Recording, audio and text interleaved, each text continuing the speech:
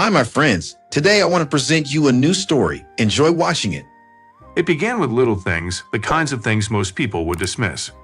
Belinda, my wife of 12 years, had become uncharacteristically glued to her phone. At first, I chalked it up to work stress. She was an event planner after all, and her job required constant communication. But it was the way she shielded her phone from my view that set my instincts on edge. One evening, as we sat on the couch watching a sitcom we used to laugh at together, I noticed she wasn't laughing anymore. Instead, she was texting furiously, her face lit by the dim glow of her phone screen. "Who's that?" I asked, trying to sound casual. She glanced up, startled, her smile too forced. "Oh, just a work thing. You know how it is." Her response should have ended it, but her tone felt off. Belinda never used to be so secretive. Over the next few weeks, the small peculiarities multiplied. Late-night work meetings, unexplained absences, and a new perfume I hadn't seen her use in years. One night, I couldn't take it anymore. She had fallen asleep with her phone on the nightstand. Heart pounding, I reached for it. Her password hadn't changed. The moment the screen lit up, I wished I hadn't looked.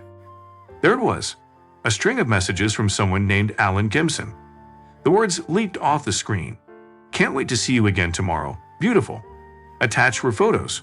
Her laughing with him at some restaurant I didn't recognize, her hand resting on his arm in a way that was far too intimate. My hands trembled as I scrolled further. Every new message confirmed what I had feared. I didn't hear her stir until her voice broke the silence. "Francis, what are you doing?" I froze. Turning, I saw her sitting up in bed, her eyes wide with alarm.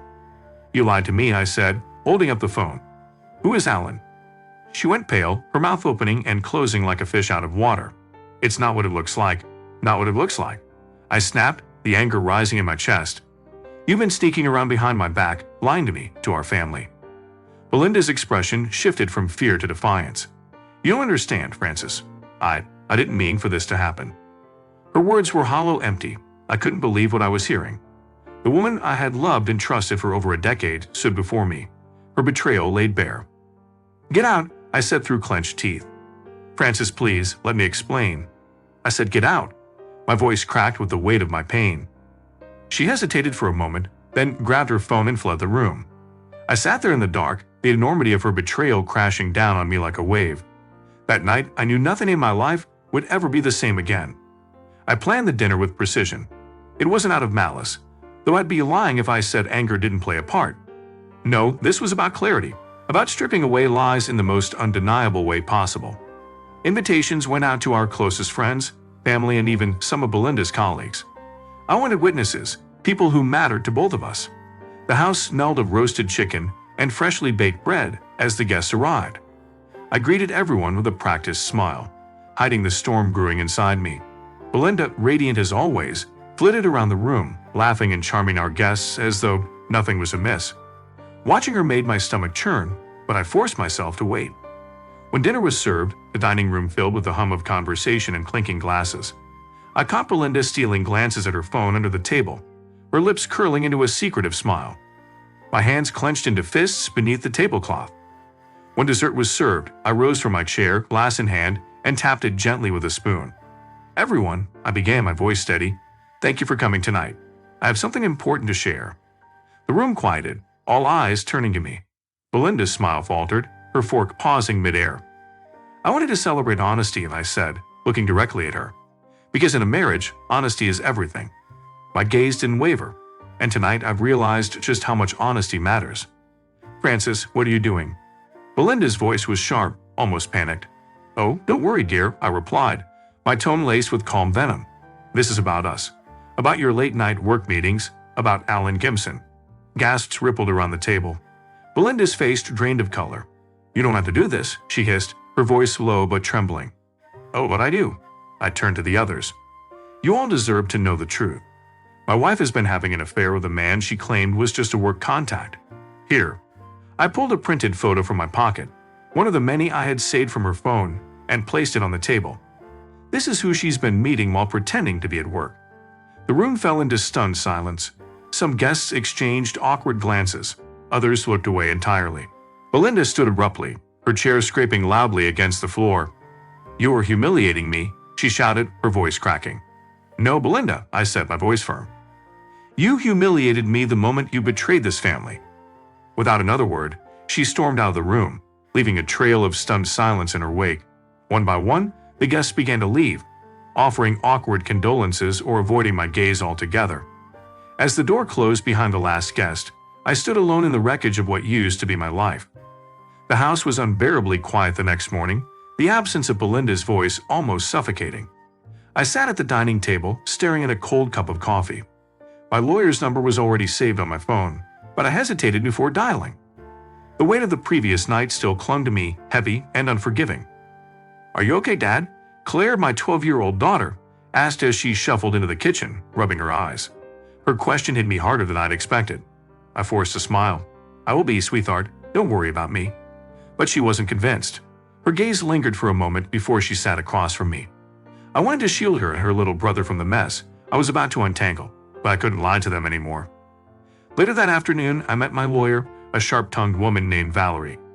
"You're doing the right thing, Francis," she said, scanning the documents I'd brought: texts, photos, call logs. "This evidence makes the case straightforward. She won't have much leverage." I nodded, but my throat felt tight. "I'm not looking for revenge, Valerie. I want it over." She tilted her head, her voice softening. "And it will be. But closure doesn't come from papers. It'll take time, Francis. A lot of it." The days blurred into one another as I filed for divorce and began dismantling the life we built together. Therapy became a lifeline. Sitting across from Dr. Emery, I found myself admitting things I hadn't even acknowledged to myself. It wasn't just the betrayal, I said during one session. It was how easily she lied. How disposable I must have seemed to her. Dr. Emery leaned forward. "It's not all your worth, Francis. Her choices reflect her character, not yours. That distinction is crucial for healing." At night, I stayed awake, replaying the dinner party over and over. But as weeks passed, the raw anger began to dull, replaced by a fragile sense of resolve. My kids were my anchor, their laughter pulling me out of the darkest corners of my mind. One evening, Claire found me sorting through old photos. "Are we going to be okay, Dad?" she asked, her voice small. I pulled her into a hug, my chest tightening. "We already are, sweetheart. We're stronger than this." For the first time, I felt like I believed it. It started with small steps. I cleared out the closet, donating Belinda's abandoned clothes to charity. Each item removed felt like peeling off a layer of pain. The house, though quieter, began to feel lighter, like it was reclaiming itself, and I was reclaiming myself along with it. One afternoon, my friend Marcus dropped by unannounced, a six-pack in hand. "Thought you might need some company," he said, setting the bottles on the counter. I laughed for the first time in weeks. "Are you here to drag me out of my cave?" "You got it," Marcus said, clapping me on the shoulder. "But first, let's toast to fresh starts." We sat in the backyard, watching the sunset bleed across the sky. "You got more strength than you think, Francis," he said after a long pause. "Belinda's betrayal doesn't define you." That night, I signed up for a woodworking class I'd always been curious about. It felt strange, stepping into a room of strangers, but by the end of the first session, I was hooked. The rhythmic chisel against wood was unexpectedly therapeutic, and soon, I was building furniture for the house. "That's amazing, Dad," Claire said, running her fingers over a coffee table I'd crafted. "You're like a real carpenter." Her smile reminded me of why I had to keep moving forward. But progress wasn't always smooth. During one particularly tough therapy session, I confessed to Dr. Emery, "I feel like I'm running away from the past instead of dealing with it." "You're not running," she replied. "You're rebuilding. And that takes courage, Francis." By the end of the month, I realized she was right. Life wasn't about erasing the pain but growing around it, stronger and wiser. Months passed, and the shadows of betrayal began to fade. Life wasn't perfect, but it was mine again.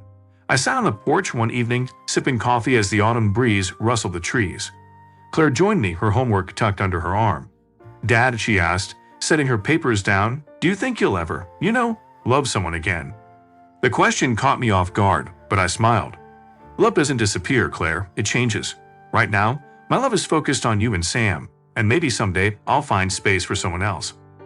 She nodded thoughtfully before heading back inside. As the door clicked shut, I glanced at my phone. It was a message from Marcus. "Dinner tomorrow? You owe me a rematch at pool." The following evening, over laughter and clinking glasses at the bar, I realized how much had changed. Marcus leaned in, grinning. "You're back, Francis. The real you. Took long enough." "Maybe I just needed a reminder that the future isn't so scary," I replied, chalking my cue stick for the next game. Not long after, I heard through mutual acquaintances what had become of Belinda. After the divorce, she got nothing. With no livelihood of her own, she moved in with Alan, the man she'd risked everything for. But karma, it seemed, had its own timeline. Alan, as it turned out, was an opportunist, a modern-day Alfonso, who preyed on wealthy women to support his lifestyle. When he realized Belinda had nothing to offer, he abandoned her without so much as a backward glance. I felt no satisfaction in hearing the news, only a strange, bittersweet pity. Her choices had led her to this, just as mine had led me to something better, clarity and freedom. The past was a chapter, not the whole book. And though Belinda had tried to shatter me, she'd unwittingly given me the gift of self-discovery. I wasn't defined by her betrayal, but by how I'd risen above it. Stepping inside my house, I paused. The kids were asleep, the air was calm, and for the first time in years, I felt peace. Friends, what do you think of this story? Write your opinion in the comments. Would you like more stories? Don't forget to subscribe and hit the bell button so you don't miss any videos. See you tomorrow.